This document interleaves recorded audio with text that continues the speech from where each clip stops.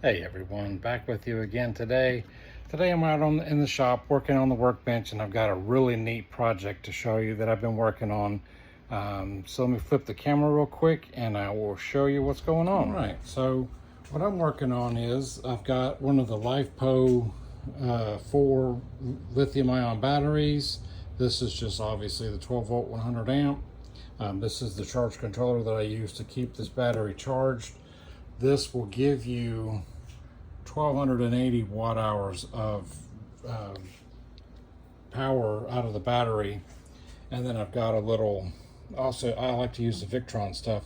This just, I can hook to the app and this tells me what the voltage is on the battery. So it's a smart battery monitor.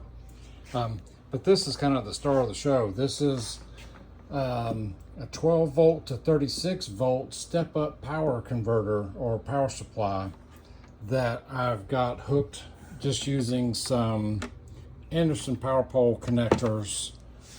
And what I'm trying to do is use this to charge my Jackery. What I've been finding is that when I use these outlets, they're primarily designed for solar, so you can do an input of up to 400 watts on these two plugs. So I think it's 200 and 200. Whereas if you use straight AC, it can go I've seen it go up to 1,000 watts input. So this thing can really charge fast. But what I want to do is either use this on a battery bank and or wire this into my car or to my vehicle and then run this off the alternator, and this would give me the proper outlet for my Jackery. So as I said before, the most I've been able to get in any one of these two, for example, if I hook this battery straight to these inputs, the most I get is 100 watts. But using the step-up transformer, this can actually go to 720 watts with an input of 12 volts, output of 36 volts, 20 amp max. So 36 times 20 gives you the 720 watts. So now when I plug this in, I'll plug this in and I'll let you watch. It levels out right about 400 watts. So now instead of 100 watts taking 6-7 hours to charge this, even from 60%, now it's saying it should be charged in an hour and a half. So I think that's really awesome.